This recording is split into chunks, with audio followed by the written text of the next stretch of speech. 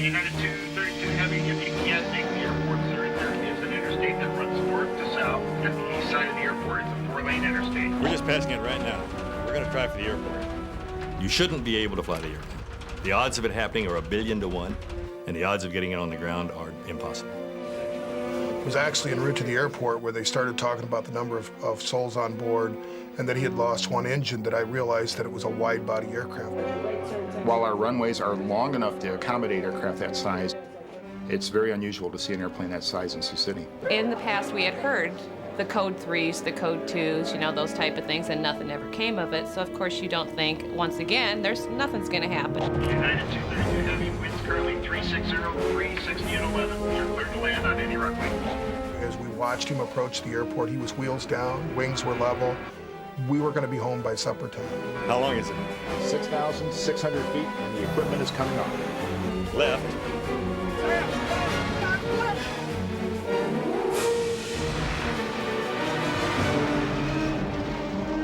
At the moment I saw the aircraft wing hit the runway, I knew nobody could survive that crash.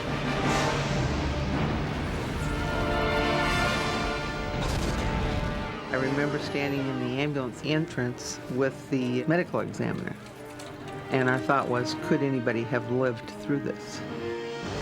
A disastrous finale to what was, by all appearances, a doomed flight. Or was it? What really happened to turn Flight 232 from a story of utter tragedy into one of incredible achievement against the odds?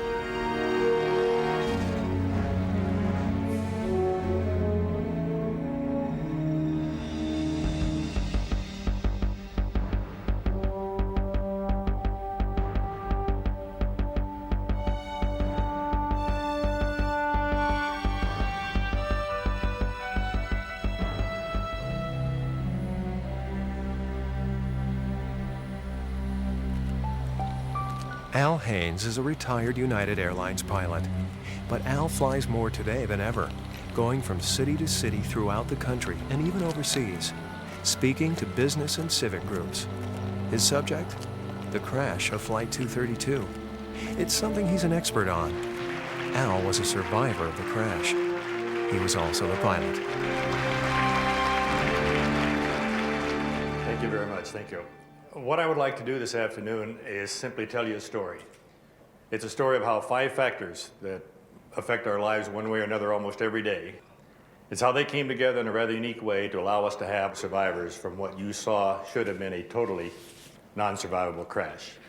Since that time, I have been traveling the country and the world giving talks on the 5 factors that I think worked: luck, communications, preparation, execution, and cooperation. How they work for us, and how anyone in any business anywhere can use those 5 factors to make whatever they're trying to do work also, to make them reach their goal through teamwork. The talks that I give now are mostly to businesses and organizations. I talk to manufacturing companies, I talk to insurance companies, I talk to travel agents, because the 5 factors I cover work for any business, any organization, any church, any school. To understand how each of these 5 elements played a part in the teamwork of Flight 232, we have to go back, well before the remarkable events of that day.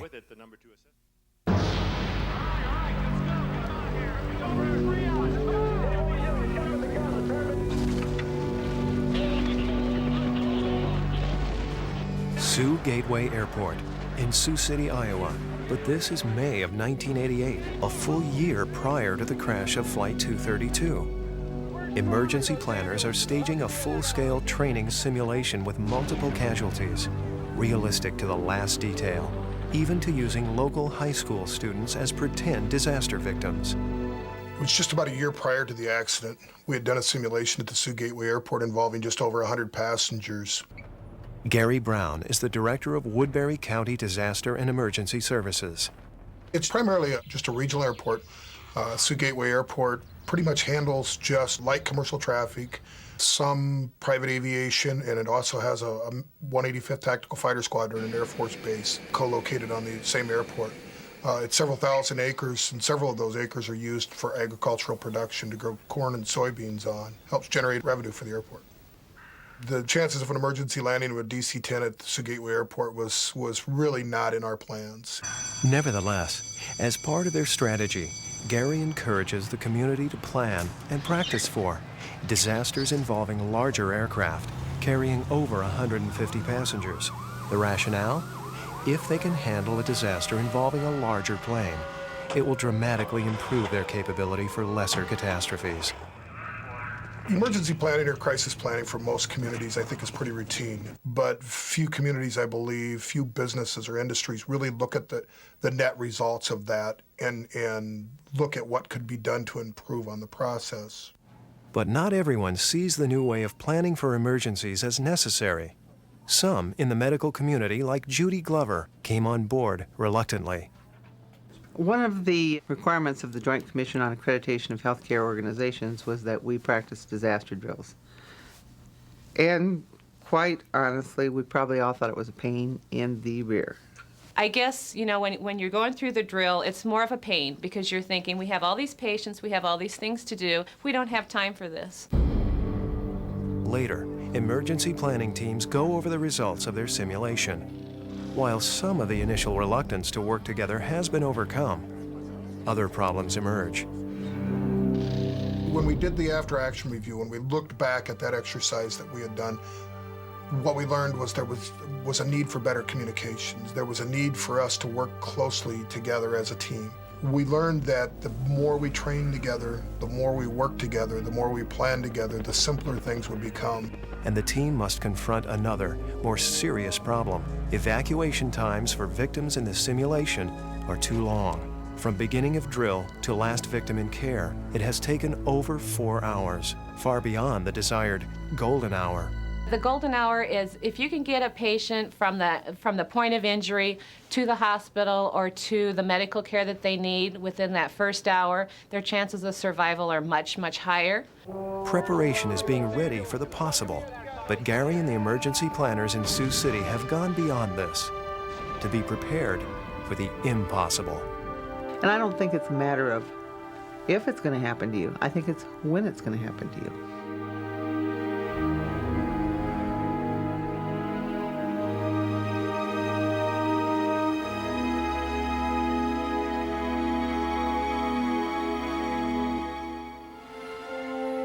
Well, on July 19th, the crew, that's Bill Records, the first officer, Dudley Dvorak, the second officer, and I, were on the third day of a 4-day sequence. We were in Denver, going to Hartford, Connecticut, through Chicago. July summer day, nice and warm. We take off, and then we were on our way to Chicago. We're 37,000 feet in the air. Bill Records is flying. It's a beautiful day. Looks like we're making good time getting into Chicago. And then the impossible occurs. What the hell was that? I don't know, but we're losing oil pressure. Going on number 2. Okay, shut it down. Number 2 throttle stuck. Okay, emergency shutdown on number 2. We determined that an engine had failed and began the procedure to shut the engine down, the standard operating procedure that we use. We're losing hydraulic pressure. And then we found out that we could not level the wings by the standard flight controls. We are losing pressure too, Captain. Must have taken out the hydraulic lines at once. Is that possible? Well, they come together up there in the tail. Get on the yoke with me, will you? You handle a number 3 throttle 2. I can't handle them both. Dudley, what does system maintenance have to say? I'm on with them now, sir.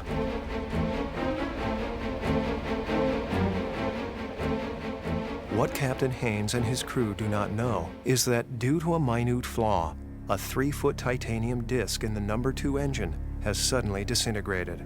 As a result, a 6-foot fan section has dislodged, ripping through the engine housing and taking with it the number 2 hydraulic system. But the DC-10 designers haven't counted on a 1 in a billion occurrence, as some 70 pieces from the disintegrating engine penetrate the engine housing. Both the number 1 and number 3 backup hydraulic lines are also severed. The plane is virtually out of control. And we ended up with no hydraulics at all. And the aircraft is flown by hydraulics.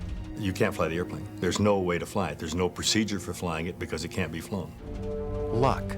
It plays a role in the day-to-day activities of any team. But when misfortune of this magnitude strikes, dwelling on it is not an option. A lot of times when you have bad luck, You complain about it. It shouldn't have happened to me, or why did it happen to me, and so forth. And we didn't have the opportunity to complain. Minneapolis Center, this is United 232 Heavy. 232, go ahead. Sir, we have a problem. We have no hydraulic fluid, which means we have almost no control of the airplane at all. Instead, Haynes and his team begin to assess and capitalize on what was going right. It was daytime. They were over flat terrain. The weather was clear. And despite the extreme bad luck, the airplane was still in the air. Do you know someplace nearby that we might be able to land? Sioux City is your closest airport, but it's a lot smaller facility, sir. On July 19th, Sioux Gateway is just a sleepy regional airport, unaware of the impending crisis overhead.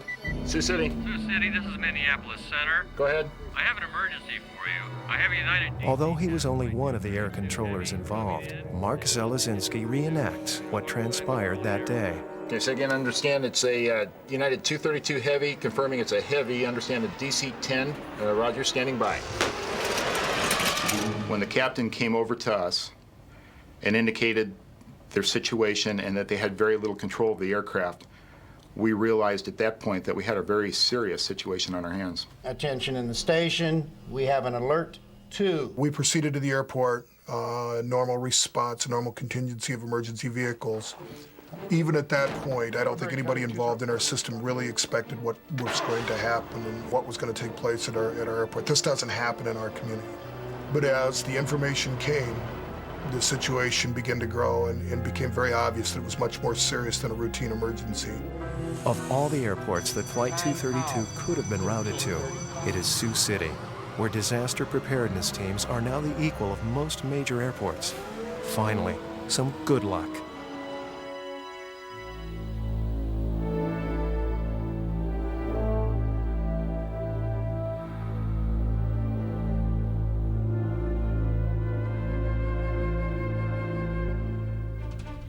I'll put the spoilers on when we touch down.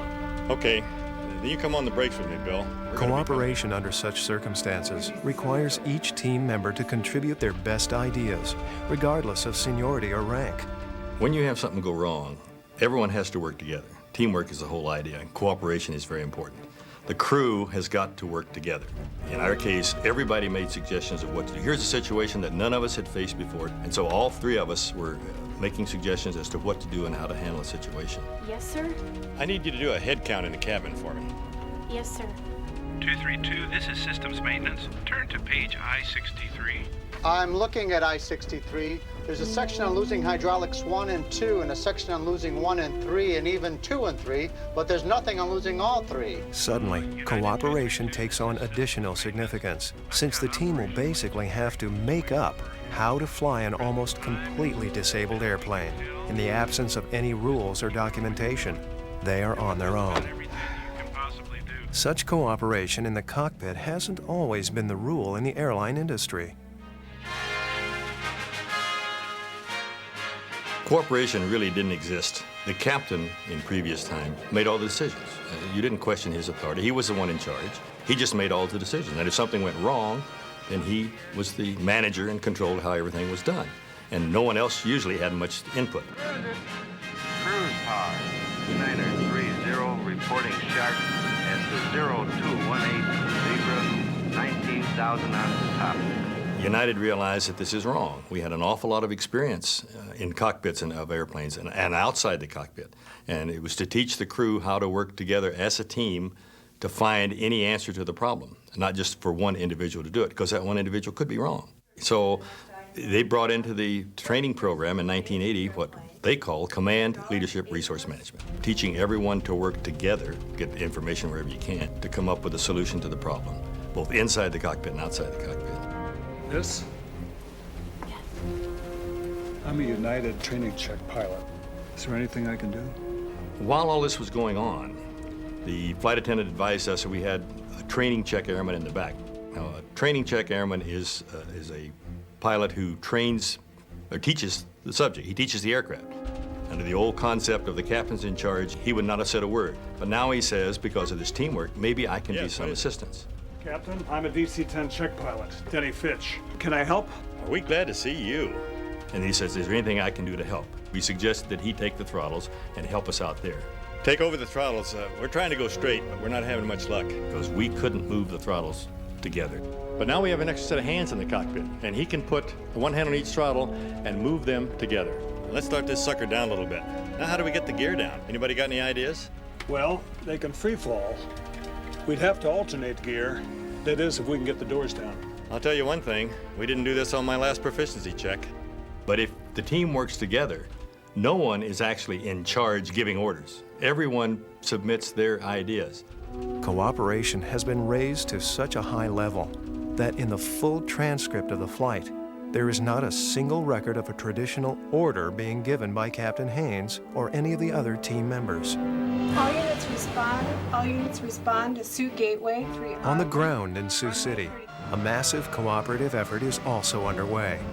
By the time Flight 232 is 10 minutes from landing, 6 different emergency management teams are in action, supported by 31 fire departments, 26 law enforcement agencies, 14 military units, 35 ground ambulances, 4 civilian and 5 military helicopters, and countless other support crews from 3 states.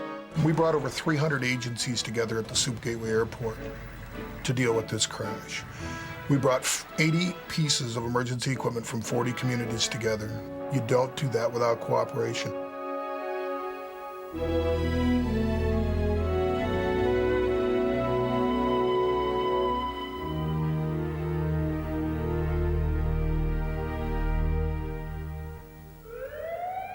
Sioux City's medical community now faces a formidable task: to gather the physicians, nurses, and other resources necessary to care for hundreds of potential survivors, and do it in less than an hour. Communication was a major factor in getting things set up. Moving the patients out, we had to communicate floor to floor to see what beds were available, where we could put our patients, because we didn't know how many to expect. We'll try to get every doctor and nurse on our telephone tree. Everybody has a phone tree, and every department in the hospital. And part of their disaster plan is when they need more people, they call in more people. The 3 p.m. shift is in place. Everybody from the morning shift stays and doubles up behind them. The one thing, as luck would have it, it was the change of shift. It was right between 3 and 3:15, so we had 2 shifts of people there, so we had double our staff to begin with. As we needed physicians of different types in different areas, I would call the command center, and the physicians were dispatched to those areas. And it wasn't only nurses. As the community heard about it, people came in. They lined up on the table. They started making dressings, getting things ready for us. People just came. I don't know where they came from. The communications pay off. Prior to the arrival of Flight 232, almost every physician and nurse in the Sioux City area has been notified. In fact, there are 20 to 30 more nurses than will ultimately be needed. Perhaps most impressive, over 400 people are lined up to give blood for potential survivors, and Flight 232 is still minutes away from touchdown. United 232 Heavy. The Sioux Gateway controllers have now taken over the responsibility of guiding Flight 232, a responsibility that requires communication in its purest form. And United 232 Heavy, when you can, sir, say souls on board and fuel remaining. Stand by for the souls. Roger. Being clear and precise is important. That's why every communications with an air traffic controller must be repeated.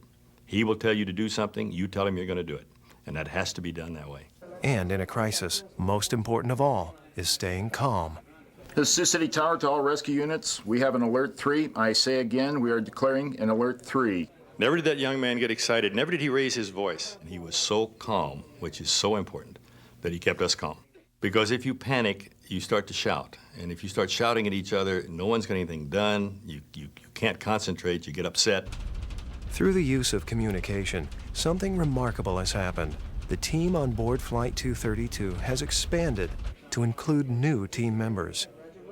When you have something go wrong, that controller is right beside you. He's put himself in the cockpit with you, trying to analyze what you're going through to help him. So now, in effect, we've got 5 people in the cockpit, including the controller. Our team grew. When you're in a crisis and the chips are down, it's not necessarily what you know, it's how well you know each other and how well you can work together and how well you can trust each other. You have to put complete faith in that other person. I don't care whether you're in the air or on the ground. If you're working with somebody, if you don't trust the one you're working with, you're not going to have communications because it just isn't going to work. Such trust isn't found in an emergency manual. It's developed and nurtured between team members every day as they focus upon their goal. In this case, the saving of 296 lives. Stand by for the souls. 292 with 4 in the cockpit. That's 296 souls on board.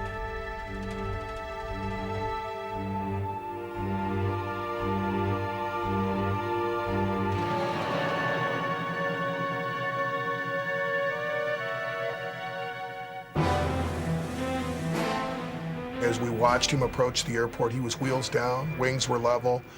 We were going to be home by supper time. You know, we fully expected everyone to survive this accident. He would land, he would roll off the end of the runway, evacuate the aircraft. We'd have a few minor injuries and we'd all be home in time for supper, but that was not the case. Now the time has come for execution, to make all the preparation and cooperation and communication and, yes, even the luck, pay off. For it'll all be wasted if every team member does not now execute what they've committed to. If you don't execute properly, what's the sense of anything else? If you don't accomplish what you're trying to accomplish, then you may have made all the other factors work, like luck and communication and anything else, but if the execution isn't satisfactory, or at least partial satisfactory like ours, then the rest of them don't really matter. Okay, everyone, this is the captain. I'm not going to kid you. We're making an emergency landing in Sioux City. But it'll probably... Now we're on final approach. Everything looks reasonably well. Then he's got the wings fairly level. Flight attendants tell you. The signal for all this will be when I say brace, brace, brace.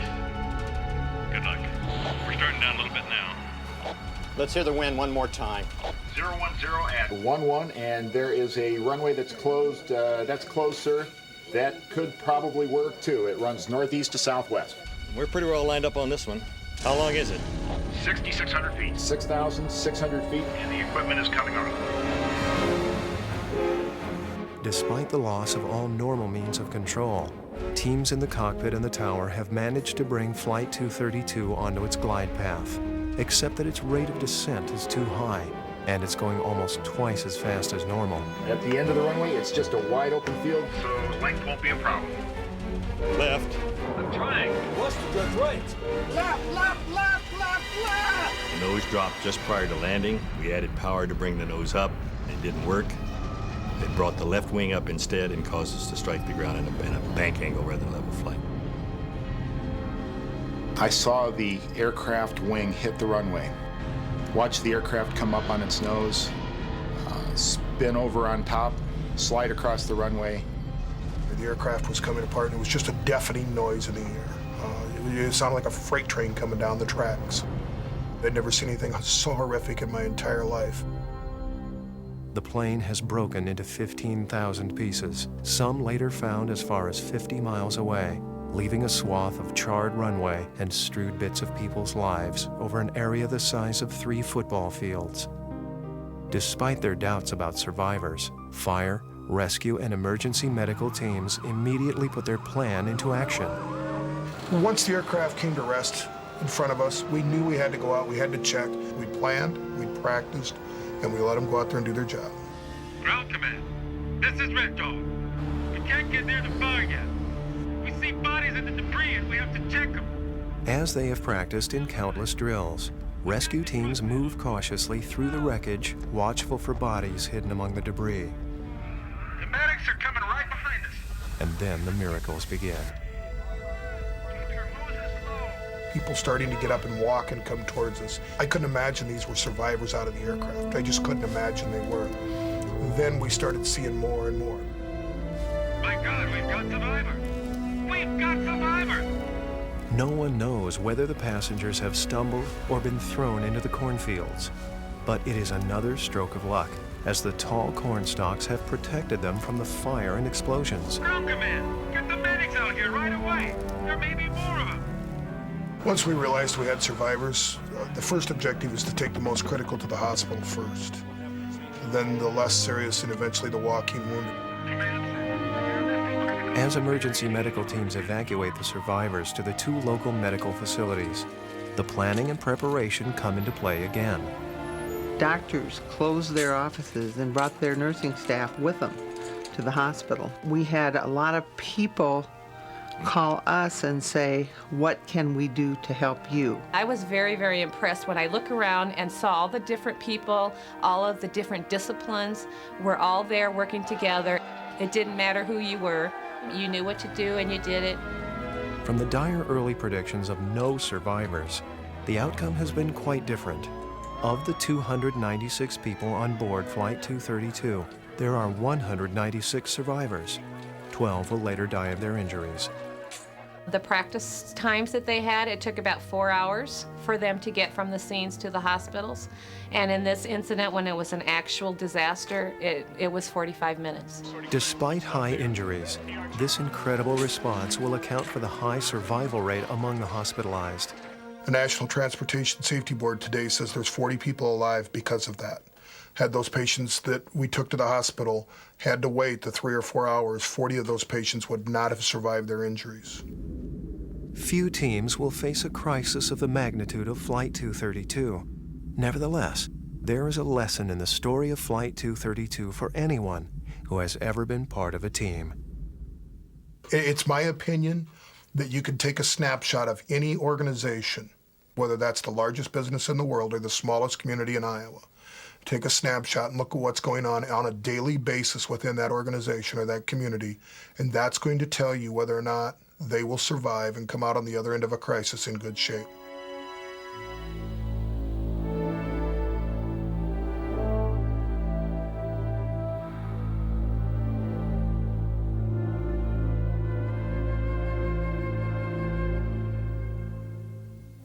I'm very proud of the way that the Air Guard here in Sioux City responded. I'm very proud of the way that Gary Brown, who's the Director of Disaster Services for Woodbury County. The story of Flight 232 has touched many lives beyond those who survived or helped. If Al Haynes has his way, it will touch many more. And the last slide I have for you is one I'd like you to look at and think about. This was flashed around the world as National Guard hero pulls boy from burning airplane and takes him to triage.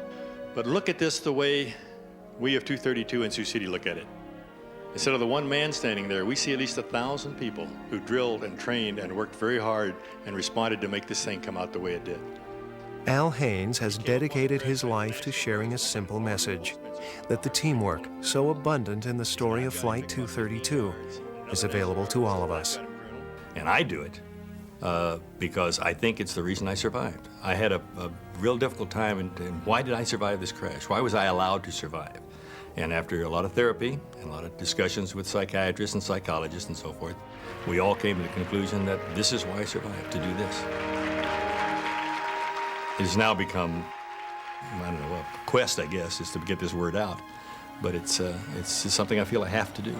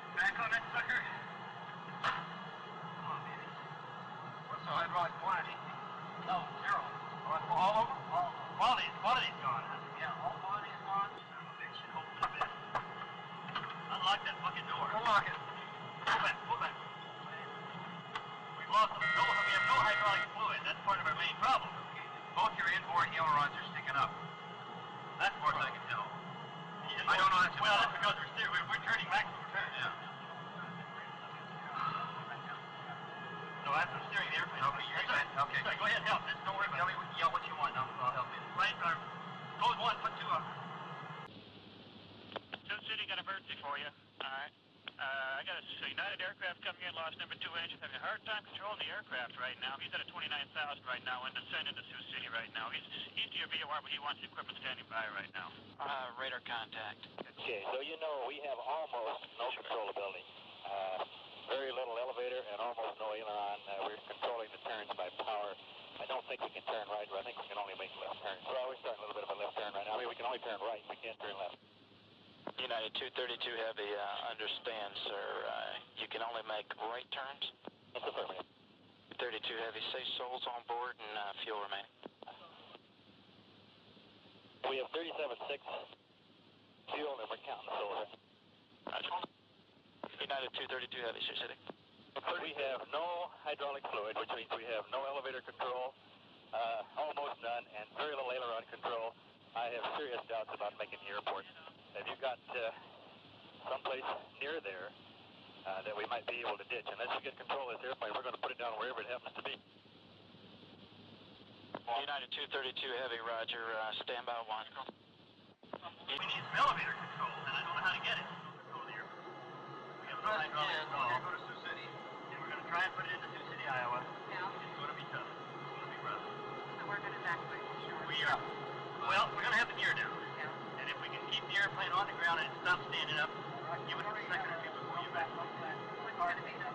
We're down 1,500. Pull back a little more. Brakes. The brakes will be the signal. It'll be over the PA system. Brakes, brakes, brakes. And then if we have to evacuate, you'll get the command signal to evacuate, but I really have my doubts of being standing up, honey. Good luck, sweetheart. Okay. Lock up and put everything away. We're going to have to continue one more right turn. We've got the elevators pretty much under control within 300 or 400 feet, but we still can't do much with the steering. United 232 Heavy, roger. Understand you do have the elevators possibly under control. We'd love to hold altitude. Negative. We don't have it. We are better, that's all. Roger. United 232 Heavy, there is a small airport at 12 o'clock and 7 miles. The runway's 4,000 feet long there. Hey, I'm controlling it myself right now. As soon as the captain gets back on, he'll give me a hand here. He's talking on PA. Roger. Okay, United 232, we're starting a left turn back to the airport. Since we have no hydraulics, braking is going to really be a problem. I would suggest the equipment be towards far into the runway. And I think under the circumstances, regardless of the condition of the airplane when we stop, we're going to evacuate. So you might notify the ground crew equipment that we're going to do that. United 232 Heavy, Wilco, sir, and if you can continue that left turn to about a 220 heading, sir, that'll take you right to the airport. United 232 Heavy, you're going to have to widen out just slightly to your left, sir, to make the turn to final, and also that'll take you away from the city. Whatever you do, keep us away from the city. United 232 Heavy, been advised there is a 4-lane highway up in that area, sir, if you can pick that up. Okay, we'll see what we can do here. We've already put the gear down, and we're going to have to be putting on something solid if we can. United 232 Heavy, roger. The airport's currently at your 1 o'clock position, 10 miles. And United 232 Heavy, if you can't make the airport, sir, there is an interstate that runs north to south to the east side of the airport. It's a 4-lane interstate. We're just passing it right now. We're going to crash the airport. United 232 Heavy, roger. And advise when you get the airport in sight. Got a runway in sight. We'll be with you very shortly. Thanks a lot for your help. United 232 Heavy, the wind's currently 360 at 11, 360 at 11. You're cleared to land on any runway. You want to be particular and make it a runway, huh? 010 at 11, and there is a runway that's closed, sir, that could probably work too. The south, it runs northeast to southwest. Pretty well lined up on this one, or I think we will be. All right. Yep. United 232 Heavy, roger, sir. Yeah, that's a closed runway. That'll work, sir. We're getting the equipment off the runway, and they'll line up for that one. How long is it? At the end of the runway, it's just a wide open field, so the length won't be a problem.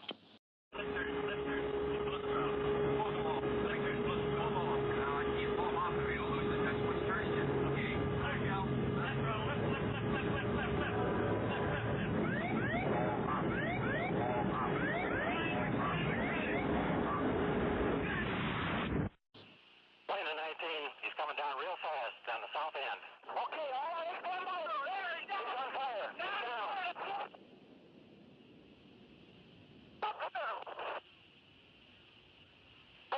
Engine 3, engine. All emergency equipment, car 19, come out and give us a hand out here. The aircraft is down. And so all of them coming in the same body on the gradient. I'm going to the scene.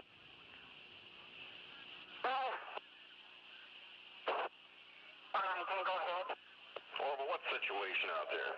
Well, the thing is completely demolished from the ground. 10-4, you're going to need a lot of additional assistance out there, it sounds like. 10-4, I got engine 3, engine 5, and truck 3. I'm going out to the scene now. I'll advise you in just a few minutes. 10-4, I'm going to go ahead and go en route out there to the command post. Let me advise anything that you need. I'll have the comm center